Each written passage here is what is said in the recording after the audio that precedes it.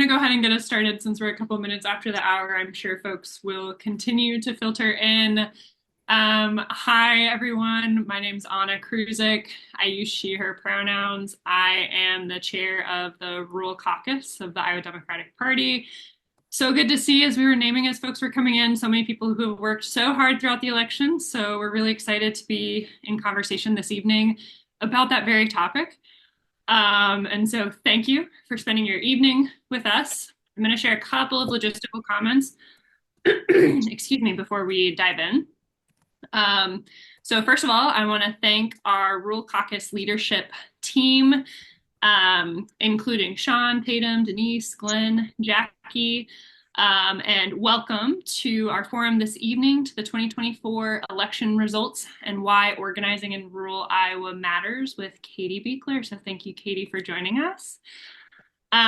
So a couple logistics, please stay on mute. We have a lot of people here tonight. I see 80 people so far, which is really great. We'll have more folks joining via live stream, folks that will watch the recording. I'm sure people coming in and out throughout the evening as well. And so to facilitate as much participation and engagement as possible and to make sure we can all hear the speaker, stay on mute until we go into breakout rooms. So there will be a chance for you all to process and share together later this evening.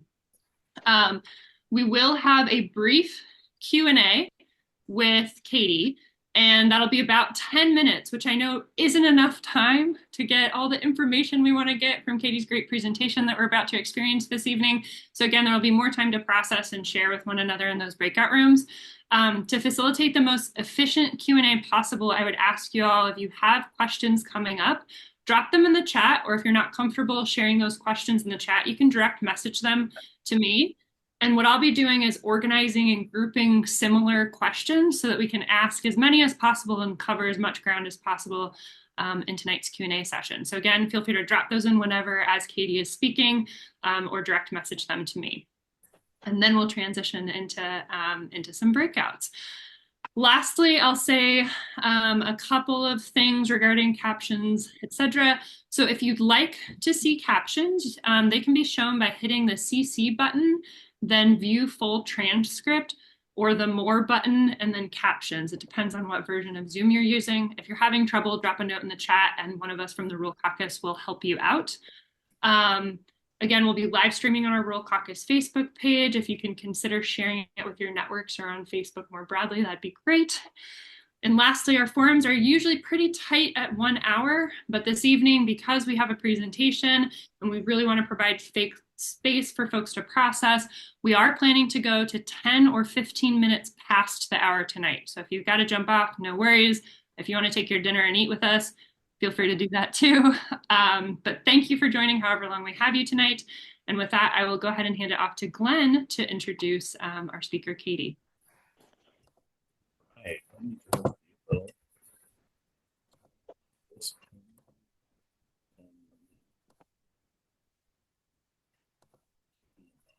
So I have the great pleasure of getting to introduce Katie Biechler, who is the political organizing director at Iowa CCI. And she has worked with the People's Action in evaluating the outcomes of the 2024 elections, specifically in Iowa. And I will let her tell you more about herself as she goes through her presentation. Katie, thank you so much for being here. Thank you, Glenn, and thank you all for inviting me to be here and a part of this. Please forgive me. I was in North Carolina at a conference with People's Action, learning some really good stuff and also doing some fun stuff like actions. So my voice is gone, but I'm going to try to be audible for you all. So like Glenn said, my name is Katie Biechler. I use she, her pronouns. I'm the political organizing director at Iowa CCI and CCI Action. But to give a little context to why I'm the one sitting in front of you talking today, I actually have a pretty long history in lots of different kinds of organizing. I started in low-wage worker community organizing about 10 years ago. I was waiting tables and found out that the management at the restaurant I was working at were stealing tips from us. So took action against that, and then I've had the organizing bug ever since. So I have organized low-wage workers, I went on to organize with Kathy Glossen's campaign for governor in the 2018 primary. So was her finance director and executive assistant on that campaign. Went from there to working at SEIU Local 199 here in Iowa City, where I live. And we represented they still do, I'm no longer there, but represent the healthcare professionals at the University of Iowa hospitals and clinics. And then in 2018, I came over to Iowa CCI, but I've been a member for almost 10 years now, and served on our board. So I've been doing this kind of stuff for a long time now. So again, appreciate y'all giving me the opportunity to come and talk to you about what we see as sort of the shape of the election and what got us there. So I'm going to share a PowerPoint here. Excuse me. Let's see. Can everyone see this okay? No, I'm no longer there, but represent the healthcare professionals that do this. So, no, I'm no longer there. I think we may have folks who need to put themselves on mute. Professionals that do this. So, no, I'm no longer there. Trying to find out who that might be. That's me. That's me. Okay, thank you. Awesome. So, we're going to spend most of this time together, with me at least, talking about the big themes that we saw in this election, and in particular, the themes that Donald Trump capitalized on to ultimately win the election, but especially with working people. So, and forgive me, my notes are over here, so if I'm looking this direction, that's all it is. So first and foremost, I think the big theme, one of the big themes that came out very clearly, was that there is a long-term economic crisis for working people right now. The fallout from neoliberal policies over the last 50 years that have been supported by both Democrats and Republicans, and that have prioritized corporations over people, that fallout has led to massive inequality, right? So taking a look at this graph, we can see that the middle 60% of people have only really gained about 47% in their income since 1979, as opposed to the wealthy 1%. Their income has increased by about 226%, right? So pretty incredible growth in inequality since 1979. And of course, those gaps are much worse for people of color, right? So this is a graph from 2016. It certainly has not gotten better since then. But from this graph from 2016, the typical white family in the United States makes about 10 times what the typical Black family does. And then on top of all of that, we've seen a dramatic drop in the number of children who are expected to make more than their parents did over the last several decades. And I don't know about y'all, but I remember growing up with my parents telling me that their whole goal was to make sure that my life was a lot better, that I made more money than they did. And in relation to what my mom was making when she started teaching, being an English teacher, I don't make that much more than she did at the top of her career. So folks are feeling right now. So the crisis really is that the wealthy few are doing really, really well right now, and the rest of us are left to pick up the pieces with no relief in sight, right? So that was the first theme we were seeing. The second theme, I think, is obvious to most of us and huge, of course, is that there have been centuries in this country, right? Since its inception, centuries of structural racism, patriarchy, and misogyny, right? So the Democratic Party chose a Black woman candidate, and she represented the inclusivity that we could have, right, in a country run by the Democrats. Unfortunately, they intentionally played to the right by moving to the center rather than speaking directly to the inclusive society we could build, right? And then Trump, on the other hand, weaponized race and gender, right? His intention was to sow resentment between working class people and to sow fear of the change to the established order that could be possible, right? So he really capitalized on those feelings. And then, of course, we have worldwide instability, right? Climate change is an ever-present danger. It continues to bring devastation throughout the country. Obviously, most recently in the unprecedented hurricanes we saw just a few months ago, right? Mass migration, driven by war, by inequality, by climate crisis, all sorts of hostile political conditions. We're seeing mass migration across borders, both here in the US, but also in numerous global regions, right? And then, of course, there's continued bombing of the Palestinian people by the Israeli government, who are using weapons that, quite frankly, were funded by the United States. And Russia, the war between Russia and Ukraine continues. So there's just a whole lot of global conflict happening currently. The fourth theme we're seeing is that ultimately, working people are fed up with politics. Um, they're not feeling sort of the gains from political wins, and we can see it in this graph by the Pew Research Center. That, of course, trust in government spikes a little bit with each new administration. Right, when Democrats are in power, folks who vote for Democrats feel a little bit more like they trust the government, and vice versa with the Republicans. But overall, since the 50s, this has been in decline and right now is at the lowest that it's ever been. So what's the Republican Party's response to all of this? Well, obviously, in Trump's Republican Party, authoritarianism is on the rise, right? Trump and Republicans have primarily built their political base around the pain of white working class men and have expanded to reach other segments of the working class, including Latino and Black men, and then white women as well. They've built their base by attacking three groups of people, right? So they attack out of touch elites, um, including some corporations, right? Not all, but some corporations.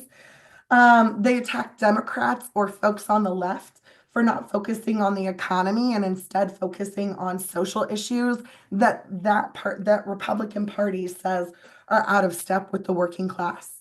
And then, of course, they've attacked migrants as a threat to working class prosperity. So, and I think we know this, but authoritarians use times of crisis and uncertainty to claim power and punish their political opponents, right? So the threat of violence coming out of that campaign is both implied and real.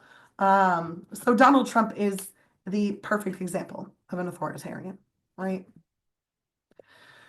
The Republican or the Democratic Party, I'm sorry, is the Democratic Party's response was to try to build a coalition to defeat Trump.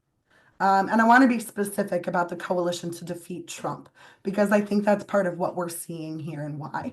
Uh, so they built their coalition largely around, excuse me, around professional voters, right? So especially white suburban women, moderate Republicans, and corporations that want business as usual, right?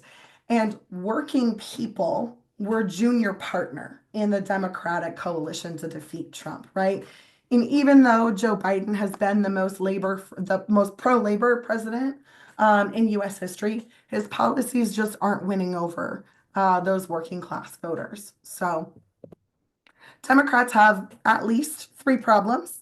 The first of those being that they do not name corporations as a villain and they do not pick fights with corporate power, right?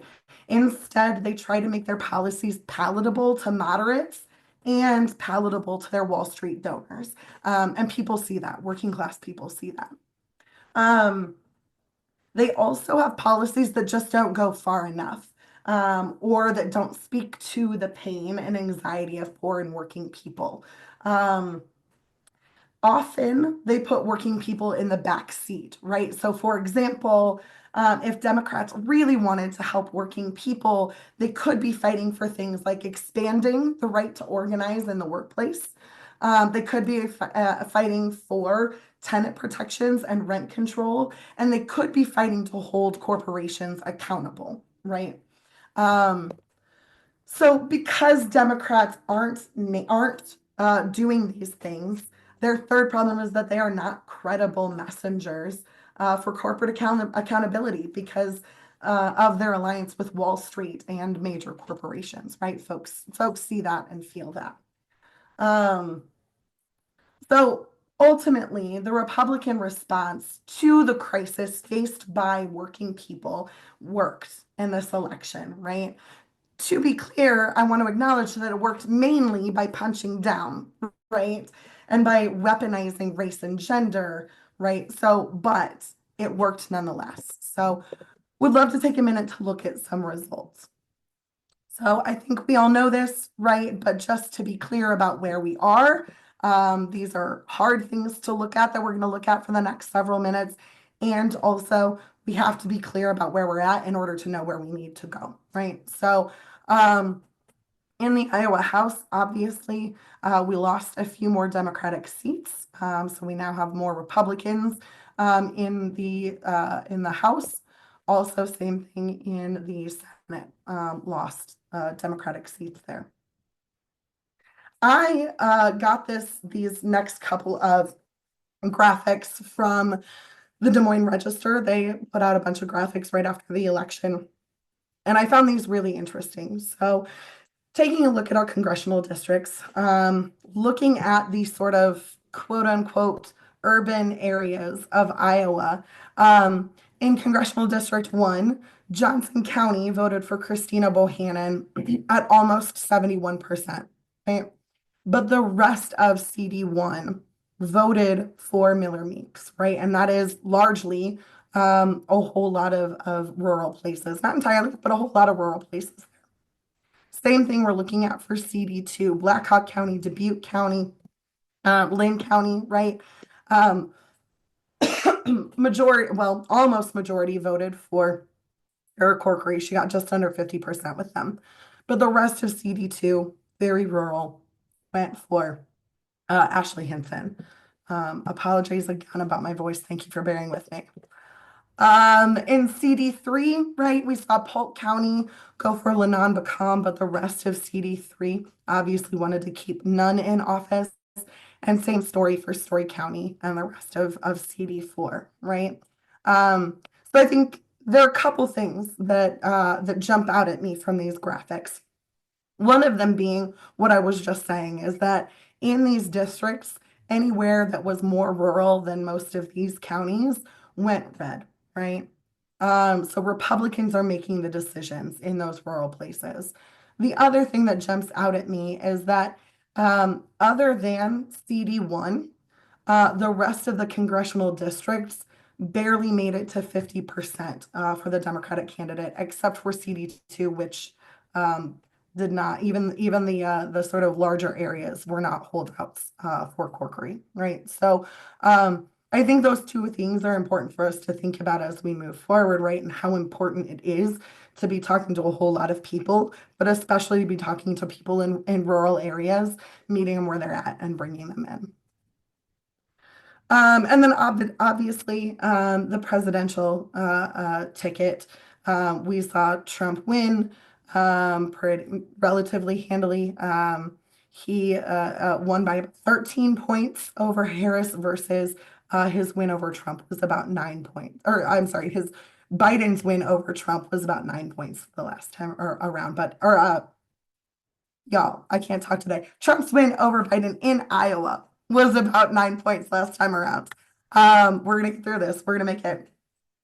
Um, so despite all of those realities in Iowa, the national election, the fifth theme we're seeing in all of this is that the national election was actually like pretty close in reality, right? So, um, looking at this graph, right, the Wall Street Journal put out this graph just talking about the collapse, is what they call it, of Democratic turnout, and the fact that that's what really fuels Trump's victory, right? So, some of what we know is that exit polls show that millions of people, right, about 19 million people that voted for Biden in 2020 stayed home this time around, right?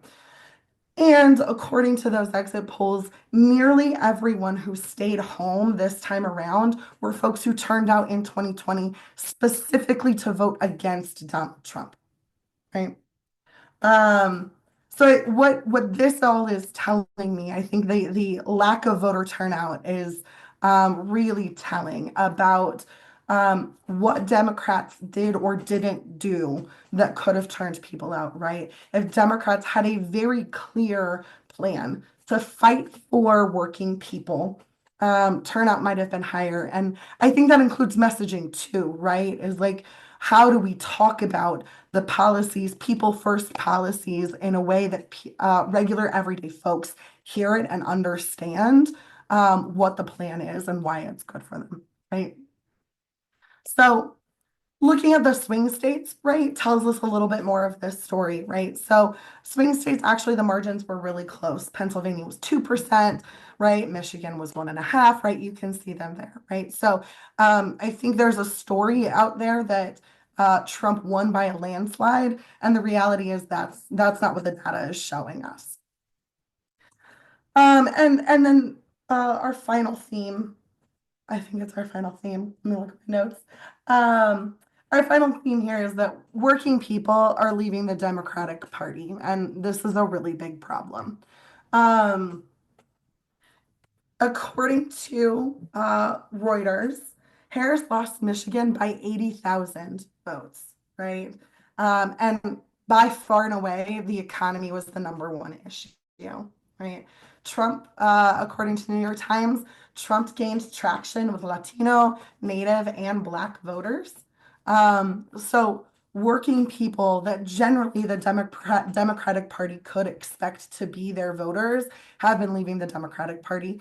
And I think we can look at part of that being policies that haven't delivered for the folks that we rely on to vote for Democrats. So what Bernie Sanders had to say about the election should come as no great surprise that a Democratic Party, which has abandoned working class people, would find that the working class has abandoned them.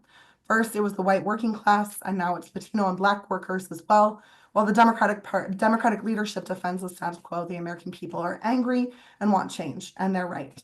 And I know that I'm sure, as with any group, there are differing feelings on Bernie Sanders, but I think the point here being that we are seeing a loss of working class voters in the Democratic Party, and we need to be taking a look at why. And then Maurice Mitchell from the Working Families Party said that sometimes Democratic campaigns treat Black and brown working people as just a mobilization target, assuming that they're already on board, right? Often they treat white working class people as unreachable. And so we're going to have to challenge both of those views to build a new working class majority. Otherwise, we're stuck with Trump and his government of by and for the billionaire class. Sorry, my notes ran away.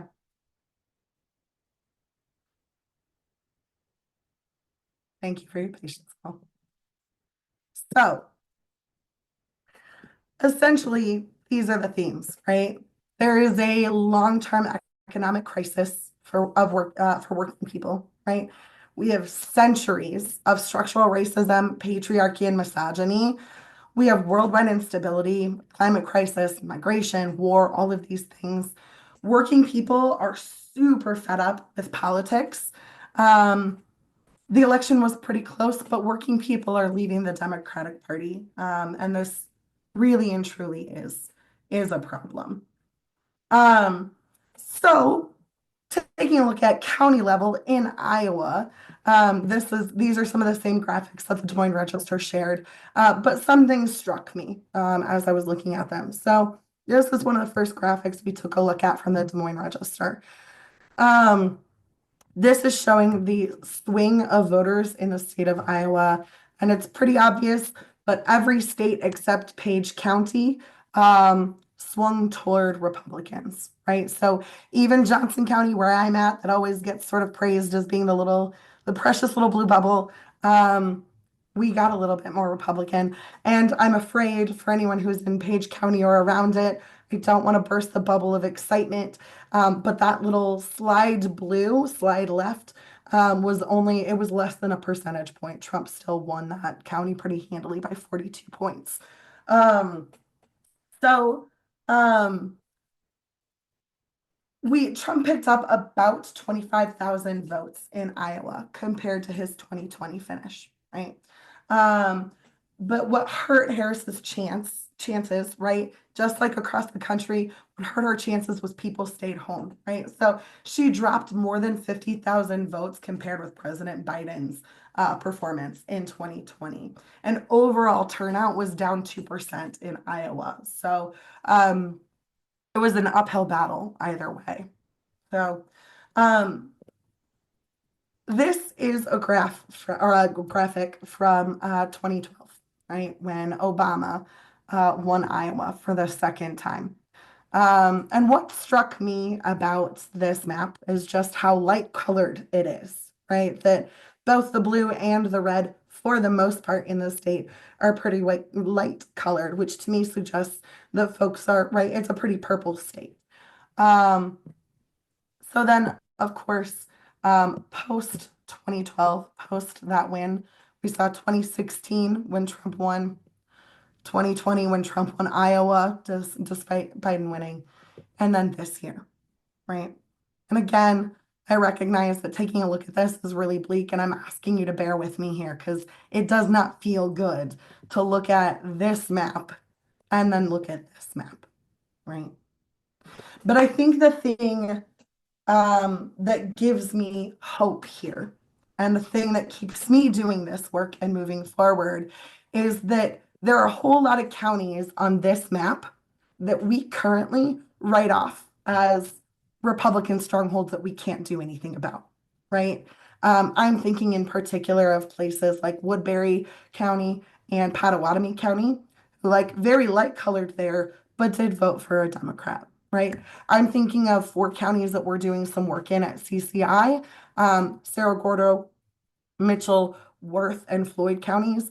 All 4 of those counties voted blue in 2012 and have voted red ever since. So what that's telling me as an organizer is that I don't think folks in Iowa have changed all that much. And I really don't think folks' values have changed all that much.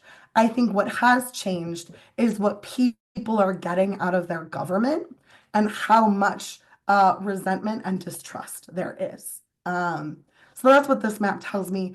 And what it tells me is that it is possible to get back to where we were. It is possible to move backward. It just means that we're going to have to do a lot of work in rural places. We're going to have to talk to a lot of people that we maybe don't necessarily agree with. We're going to have to find a lot of common ground. We're going to have grace when people make mistakes, and we're going to have to bring them in, right?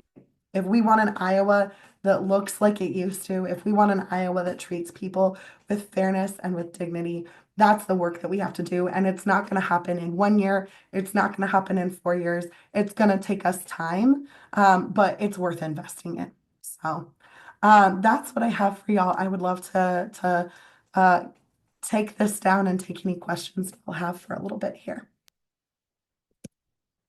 Wow, thank you, Katie. I appreciate it. Great presentation. We've had a lot of questions come in, both in the chat and then sent individually to our Rural Caucus team. I just want to start by saying we will not get to all of your excellent questions this evening. Maybe Katie would generously answer a few in text afterwards that we could share to the Facebook page or something similar to that. I see Katie nodding. That's really exciting. There are some really great ones here. So I'll share one to get us started.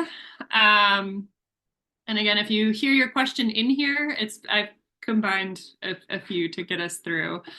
And so the first question I'll share is why might voters believe Democrats have abandoned working class and rural voters? And what can we do to ensure that working class and rural voters, or we're not abandoned, and that perception doesn't dominate the sort of discourse around the Democratic Party, particularly in Iowa?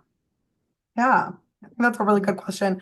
I think there are a lot of ways. I think one of them is holding our leadership, Democratic leadership, accountable to the things that they promise and the platform the Democratic Party has, right? Because the Democratic Party's platform is a really good platform that's inclusive of people, that is loving and open.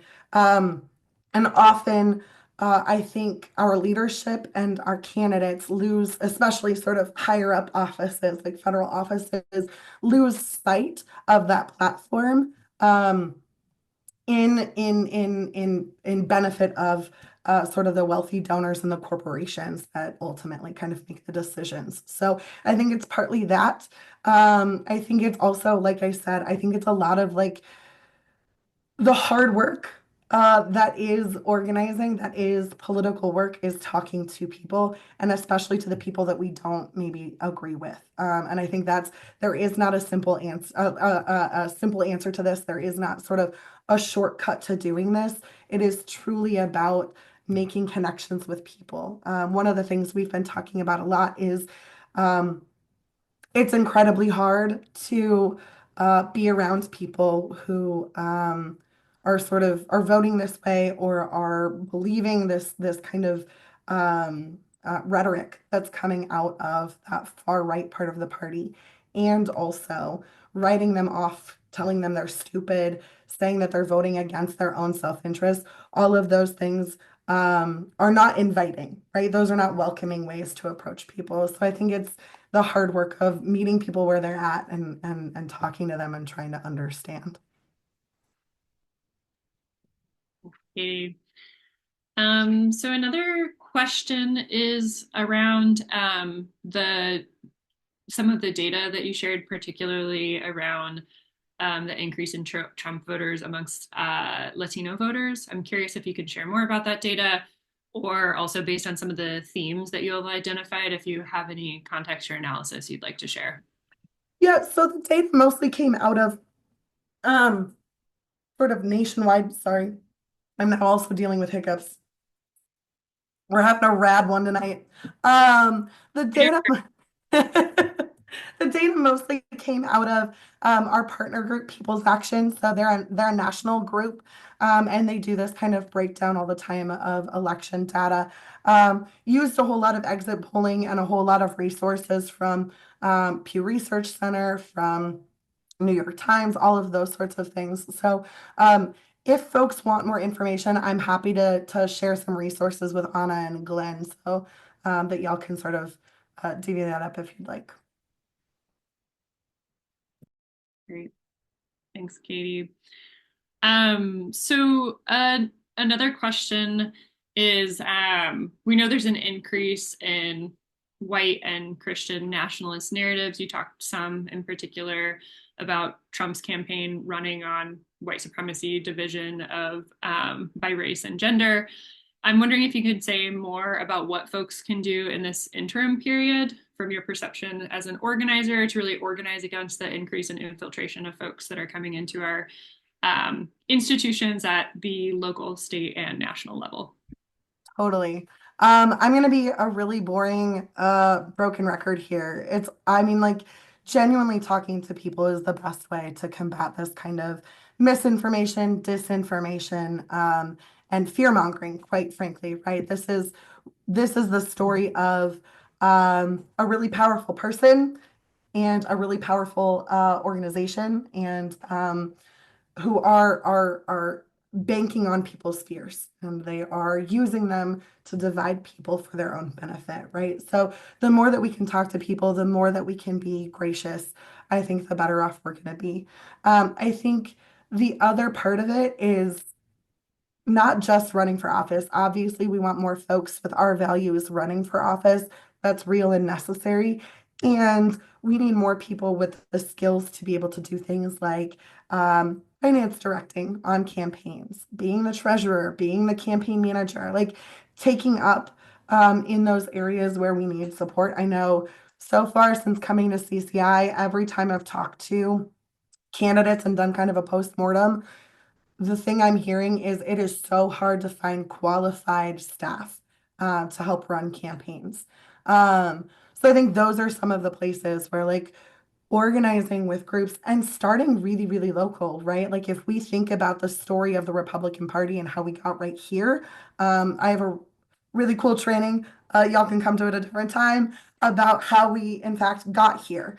And one of the ways that they did it was um, they infiltrated school boards and city councils and started passing things that people didn't even notice or care about, right? So like our folks need to be doing that same thing of like we need to be out talking to people, we need to be running for those offices, and we need to be doing the support work for the folks who do choose to step up and do that work. Thanks, Katie. I think we've got time for two more quick questions. I'm trying to squeeze two in. So I think one of them I'm curious about, do you think the outcomes, so the data that you presented, the analysis that you shared, do you think any of that might have changed had our nominee had more than 100 days to organize a campaign? That's a great question. I think it's possible. I also think that I think it would have taken, I'm not sure that the same kind of campaigning for longer would have convinced more people, right? If that makes sense. Like if we're still sort of talking in language that isn't really speaking to everyday people's needs, if we're not truly like addressing that folks are really feeling the economic crisis that we're in right now. And we know, right, that this inflation is not happening naturally, that this is a thing that corporations are doing. But it would have taken the guts to be able to say that directly, call out those corporations and hold them accountable by promising people some crackdowns on it, right? Some regulations that would put an end to that stuff. And I just don't know if that would have been the direction that the party would have taken with Harris. I also, she was a super qualified candidate, and I'm not saying anything about that. But I also think that there was a reason we went from our first Black president to Donald Trump. And I think that we can't count that out as part of why Harris was not the candidate people wanted to vote for. It is coming from such a, I mean, this racism is not new. It has been a part of our country forever, but it is newly acceptable again. And um, I think it was a hurdle to run a Black woman in this moment. I don't necessarily think it was wrong. That's not what I'm trying to say. I just think that that's a hurdle that we have to recognize. Thanks, Katie. The last question, how would you recommend folks challenge the Iowa Democratic Party to be more people first, to be more progressive and more responsive to some of the themes that you've identified? Totally. I mean, I think regular everyday people, I think it takes a whole lot of like talking to your representatives. It takes time, and not just like your elected representatives, right? It takes talking to people within the party. I think the caucuses, like caucus groups, right? Not the Iowa caucuses, but the caucus groups, like there's a lot of power there in deciding like what do we really want the Democratic Party to look like? What do we want the shape to be? Who do we want in those leadership positions? And then from inside those places, making those kinds of demands that we don't necessarily want the same leadership representing us over and over if it's not speaking to our party, if it's not speaking to our people, and if it's not winning elections that are changing people's lives. That's a great note to end your presentation and Q&A session on. I just want to name, I really appreciate all the strong analysis and all the great questions. And as I noted when we started this brief Q&A session, there's a lot of questions we unfortunately didn't get to. I'm excited to hear that Katie is open to answering some of those after the fact. So we'll be sure to save the chat and save the direct messages that have come through as well and get something organized on that front.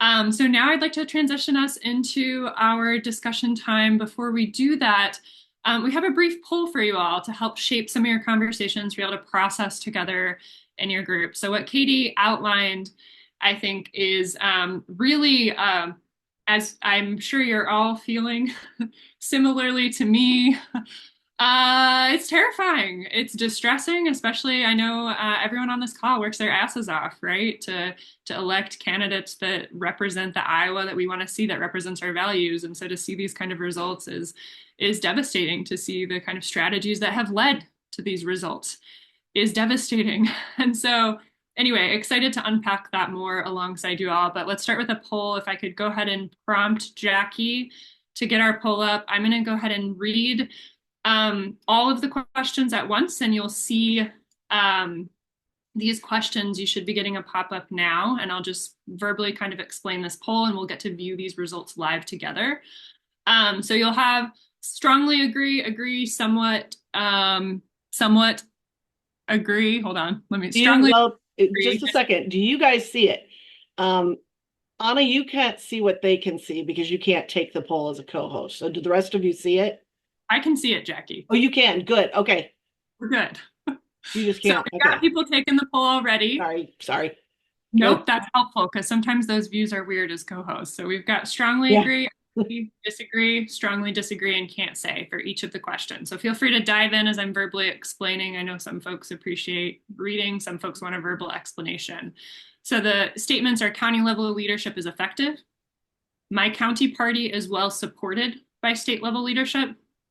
State level leadership / strategy is effective in my community, and state level messaging is effective in my community. So I'll give you all a couple, let's say a minute to kind of go through and answer. Feel free to answer whatever is true for you, and we'll come back as a group, sort of scroll through what we're seeing here, and we'll break out into some discussion where y'all will have a chance to further process both Katie's analysis, the poll results here live today, and discussion writ large. So thanks everyone. I'll stop talking for just a minute here.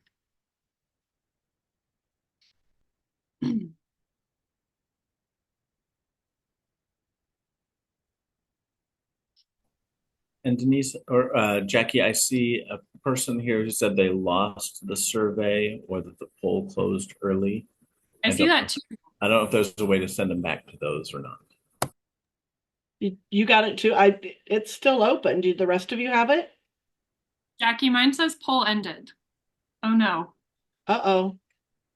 All right. Well, we can, that's weird. Maybe it has a set, because only 50% of you participated. Shame on you. Okay. I did not do anything, so let's go back and see what happens. I did not end it. Tech under pressure. I said tech under pressure is not easy. So It's only gonna let me view the results. I could probably relaunch it. Whoops. I can give you a QR code. It's up again. The It poll's launched up again. Oh my gosh, why is it getting, oh, it's got a timer. I've never seen that. I'm sorry, you guys. It's been about a year since I've done a poll in Zoom. And so let's just get everybody back to running it. Yep. Maybe sorry. In case it times out again. Answer your questions. Be quick. Be quick. Yeah. Don't think hard. I didn't know that they put a time period on this. That kind of stinks. Can you guys see the timer going off up there in the left corner? It's not a countdown, it's a count up. So that's kind of interesting. Yeah, it's kind of strange. I will have to explore that more on Zoom. So the next time I know not to, oh, we got better participation now. That's good. We're getting there, y'all. There we go. We're getting there. Now everybody knows what they're doing. Thanks everyone for your technology patience and for completing the poll a second time. We're much better at this than we were in 2020 when the pandemic first started, aren't we? We're a lot better at Zoom than we used to be. Don't forget to save the chat. I'm going to throw that out there. If you've already finished the thing, go up to the three dots next to 2024 election results on the chat, next to the title, and hit save chat. So we'll give it maybe another We'll give 20, it till 30 it seconds ends. here. It's slowing down. We don't have 100% participation. That's all right. I think that's okay. Some of us who are co-hosts, we can't participate. Yep.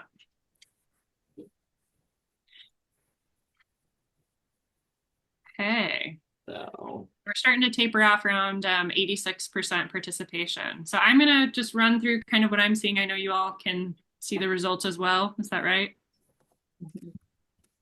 I'm seeing a no. So let's end the poll so people can see the results. I'm going to go ahead and hit end poll, Jackie, and then share results. Oh, I did. Okay, there we go. So you all can see now, correct? Okay. I'm seeing some nods. So I'm going to start at the top real quick. County level leadership is effective. So we're seeing a lot and strongly agree and agree. So at 23 and 42%, looks like we've got the plurality of respondents there.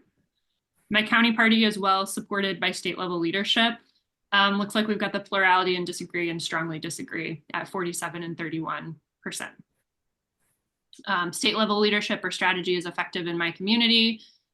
Again, we're seeing the plurality, the majority here, and disagree and strongly disagree at 41 and 38%. Sorry, I've got some dogs barking in the background. I don't know how well Zoom filters that. And then state level messaging is effective in my community. 57% disagree, 27% strongly disagree. So that's where we're seeing the concentration. Yeah, so I think this is really, especially coming out of your analysis, Katie, really interesting to see this data come in from participants this evening. I'm excited to continue the conversation with you all. I think there's some really good information here. And I would also just name for me personally, living in a rural community, being closely involved with the Appanoose County Democrats, I'm not surprised by this data at all. And I would imagine those of you on this call are probably not surprised either. And so I think with that, we can go ahead and get ready to transition. So this is me queuing you up, Jackie, while I explain our breakout groups. And so we'll be in breakout rooms, not for long, y'all, only about 10 minutes. So apologies in advance for the short time we're giving you in breakout rooms, but we're doing small breakouts. So hopefully you have lots of time to communicate with one another. But we'll have about 4 people in each breakout room. And a reminder, or your first reminder, please be prepared to share a 1 to 2 sentence report back in the chat. So a written report back of a key takeaway or 2 in your conversation based on the discussion questions I'm about to share. Okay, so just kind of have that in mind that when we come back, you'll be sharing a sentence or 2 in the chat. So designate a person, build consensus around what you want to say, etc. But be ready for that. So the questions are, if you ran for office or have volunteered or worked with a campaign, I imagine that's the vast majority of you on this call have either ran for office or volunteered for someone who has. What is your personal reaction to what Katie presented? And what was your experience in your community? So how did that land with you? Does that feel representative of your experience? And similarly with the poll data that we just saw, how did that land with you? And then the next question is, what shifts, if any, within the Democratic Party strategy at the state level, since we're the Iowa Democratic Party, might have changed the outcome of the elections? And I'm going to prompt Glenn, if you haven't already, if you could drop those questions in the chat so folks have them in text format and can reference them once you break out into groups, that would be great. And with that, I will say, please go forth into your breakout rooms. We'll see you in just a few minutes.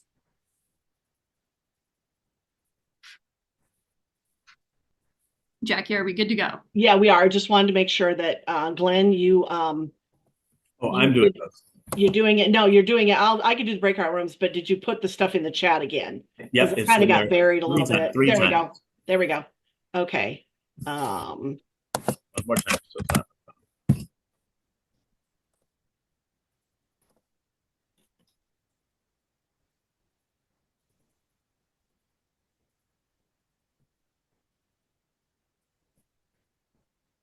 H. If you to a gallery view here for our group. Yes. Okay, and it looks like everybody. Leave a few of us here. Nick didn't get to one. Patrick didn't get. They don't show on my thing as not going to one. Well, you can hang out with us. Yeah, yeah. I'll put these guys in a different one. Our plan was to, as we continue on the Facebook Live screen, we'll go ahead and have our own little discussion about those questions in here. And so I think for us, the second question is probably the one. But let's go to both. If you ran for office or worked with the campaign, what's your personal reaction to Katie? Denise, do you want to unmute and start us off? Or are you Denise is frozen. She is. Okay. Well, Jackie, do you want to see what it's the three of us? Yeah, sure. If you ran for office or have volunteered work for a campaign, I didn't directly work with a campaign this time because I'm a county chair. And but I did what Katie presented, man, it just hit me in the gut. It's good to say it out loud. It's good to hear people talking about our history of racism and the impact on the election. I'm married to a Latino. My children are Black. It's just, you know it, but you're kind of like, well, am I paranoid? Are people really this way? But then I hear more and more stories, like from my husband and from the kids, about the open racism, how people feel so free to be so racist. And so that all of it was really good, Katie. Thank you. Thank you for sharing this stuff. I would say my experience as a candidate in the past, not in this election, but in previous, was just demonstrated in this election. I was faced directly with racism from within the Democratic Party. I had been asked at one point by a major group of donors if I would switch from running for the U.S. Senate campaign to run for the governor instead, and that they would support that financially because the two candidates who were running, quote, they couldn't win in Iowa. And it was because they were both African American candidates. And that was shocking to have come from within the party. And it was really, really distressing. But it opened my eyes to part of the problem that you just shared, that Democrats have lost touch with the people and the values of everyday Iowans. Right. And it was shocking. Yeah. And I think I didn't obviously work on a campaign, I do this, but we did have several members who ran this year for different offices at different levels. And there are lots of stories to share, but a couple of them that I will share is, so Berlin Wobeter was a candidate in Tama County for one of the supervisor districts there. She only lost her election by 43 votes, which is incredible. It was her first time running, and that's very exciting. And the work that Berlin did was talking to people. Like, she talked to her neighbors, she talked to the folks in her district, she knocked doors, she went to events. So I think that says a lot about the energy and effort. And I think too, right, she didn't just talk to people, she listened to them. And here in Johnson County, though it's not rural necessarily, Mandy Remington, who was also a CCI member, she won her election for Johnson County Supervisor. And while a lot of people like, oh, well, if she ran as a Democrat, that's a shoo-in. And like, yeah, kind of. And I think the magic that was behind Mandy's campaign is that, and like why she won the primary against an incumbent, is she went to community events outside of the Iowa City Coralville area, right? She went to events in rural places, and not only did she show up to those events, but she showed up to those events to take part in community and not just to be there to campaign, right? So she often would show up to things and not really announce that she was running for anything. It was just sort of a thing that people knew about her. And then if it came up in conversations, she would talk about it. But like, I think that also had an impact on people that like this person is interested in me and my community and what's going on, and not just in winning an election to win an election. So I think that kind of feeds nicely into what shifts, if any, within the Democratic Party strategy would change the outcomes of the election. And that sounded like local, focusing on the local level and on the individual. Totally. I think I would love to hear what y'all think, because y'all heard me say it over and over and over. But like, I think meeting people where they're at and talking to them, and I honestly can't say enough about like giving people the space and grace to make mistakes and learn. Like, I heard it from someone in North Carolina this week while I was there. I wasn't just born this way, where like, this is how I think and this is my analysis of the world, right? It was through meeting people and talking to people and understanding their experiences that helped me shape the way that I see the world and think about it. And so giving people the grace to make mistakes and to learn and grow, and also um, trying to take that it's really hard, but trying to take that vocabulary out of our language about like people are voting against their best interests, or people just don't know what they're talking about, or things like that, where like, in fact, they do. And what they're being presented with are oftentimes candidates that don't speak to them and their needs. But I would love to hear what y'all think. Jackie? I totally agree that developing relationships, one of the things we talked about a lot down here, and we were kind of those three little counties. There's a bunch of us that meet together every week, is developing relationships, that when we're in, people who are in Kiwanis, people who are in Lions Club, me with, my wine and wisdom group, that you got to be in relationship, and you have to be in conversation. And I'm in the smallest county in the state. So like door knocking, I cannot get anybody to door knock, but Yeah. they will talk to people in the grocery store. They'll Mhm. talk to people at a game. They will talk to people just standing, just sitting for coffee, or you run into them in the restaurant and they'll stop. They'll talk politics. They'll do all of that. But it's a very hilly town and we have a lot of older people and they don't want to door knock. But they're very much about being in relationship. Yeah. And anyway, I think that works. But our time is about up. Well, I think I want to just throw one thing in. Yes. That on the, a lot of people spoke very highly about they felt their counties were effective and had strong leadership, but they were disappointed in what type of support came from the state and the state messaging. And that, it appears that our problem is what we're doing at the level of the state, and that we've got a leadership kind of vacuum at the state level, where they don't understand. They're targeting 20 counties that they think they could flip versus targeting 100 or 99 counties in the state of Iowa, where there are strong county leadership, and leaning into supporting that leadership rather than telling that leadership, send your money up the chain. We need to be sending our action down to those people. I grew up understanding that like Iowa was a place where like people are kind and want people to like want to bring people in and be in community. And I don't think that that's gone. I think we just got to go and get our people, right? I think that's where we're at. It's like we got to go get them. Yeah. All right, I'm going to tell them I'm closing the rooms. Apparently I didn't put a timer on there. I really need to practice more next time. I just haven't used breakout rooms for a while, but all right. I gave them a minute to close up, so this is I feel like we don't have we've got a leadership that is it is not representative of those values that we talked about. Oh no. Hey everyone. Sorry, everyone hit your mutes. Yeah. Diana Kaufman, if you could mute yourself, thank you. Just had to unmute myself.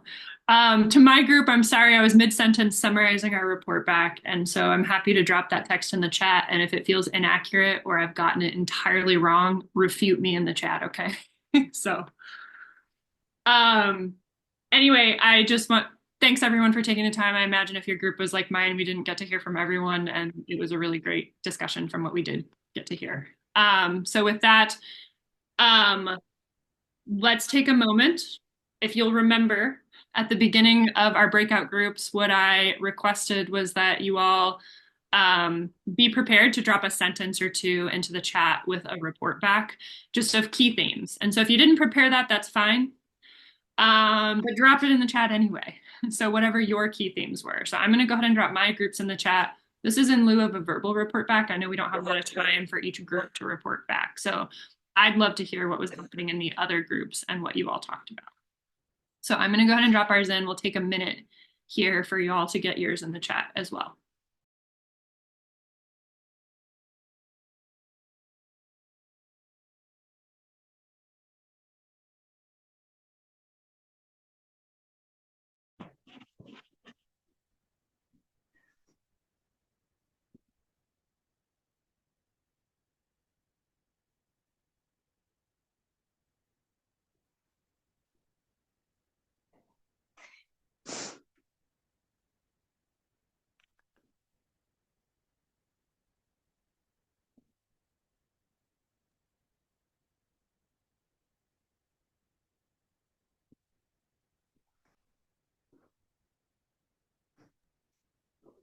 I see some reports coming in. Thanks, everyone. Just some encouragement to continue dropping them in the chat.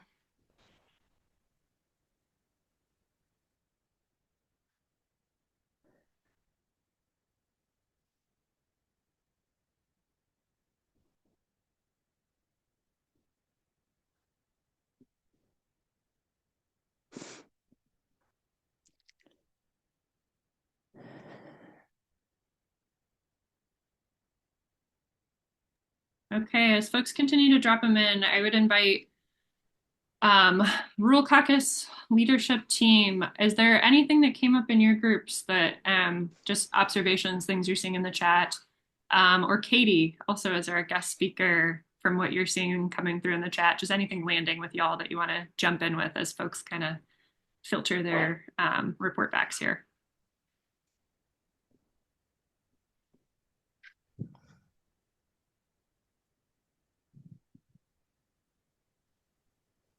I'll just say from my group that the big thing I think when we were talking about candidates is that they really work, the Democratic candidates really worked their butts off. But unfortunately, as hard as they worked and did as that they just didn't feel like they got the votes that they, deserved for the effort that they put in.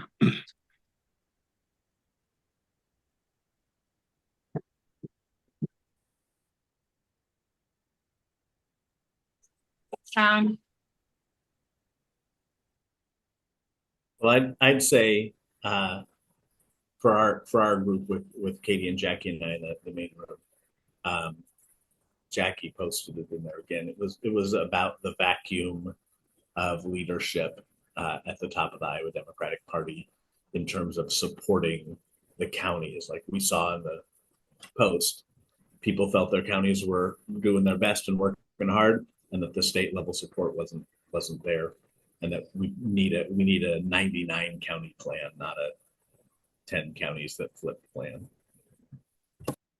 Yeah, Glenn, what I heard in my group was a strong quote, was it shouldn't be this hard for counties. It just really shouldn't be this hard. And so I was hearing a call for more support from the state level, more resources, more organization from the top, appreciation for the work that everyone is doing, and a call for a different strategy. I'd like to say one thing. The chart that I'm blanking out on her name. That she showed that how much the changes happened between Obama and this year, And the point being, that didn't happen. We did not let Iowa go red overnight. And I'm saying the Democrats allowed Iowa to go this red. I mean, 20 years of what? Not investing in our local parties. I mean, we haven't had that moment of truth, I think, of what the fuck happened. And that's where I'm at. It's like, can we even talk about that? Nobody at my county is talking about it collectively. Maybe you all are. So I just feel like there's so much not being said that I feel angry. Yeah. Thanks, Diana. Who wants to hear that? But sorry, but that's where I'm at. Yeah, thanks. I want to name something I see from Katie in the chat, which is our folks are still out there. We just got to go get them. I think that's the encouraging note we likely all need. And I think we need a shift in strategy as well. I'm seeing some hands up. I just want to name, we are about to wrap up. So I want to apologize that we can't open it up for discussion from everyone. I do want to encourage you all to please come to our future forums. We are also planning some in-person gatherings in district. So we had a District 3 in-person gathering earlier this summer. We're now in winter already. And so we'll be looking ahead to the beginning of 2025 to offer some in-person space to continue processing this. I know this is not enough time. I also want to say this is one of the richest chats I've seen in any of our forums. I think what's clear to me, some themes that I've been seeing tonight, is that the strategy that we're working with is not producing the wins that we need to see to have a government that represents people first values, that represents the values that I know we on this call are fighting, in many cases fighting like hell to achieve, right? And we need support. We need support from the state party. We need support from the National Democratic Party, and we need a shift in strategy accordingly. So I want to share a couple things. One is that there are, of course, moments for engagement.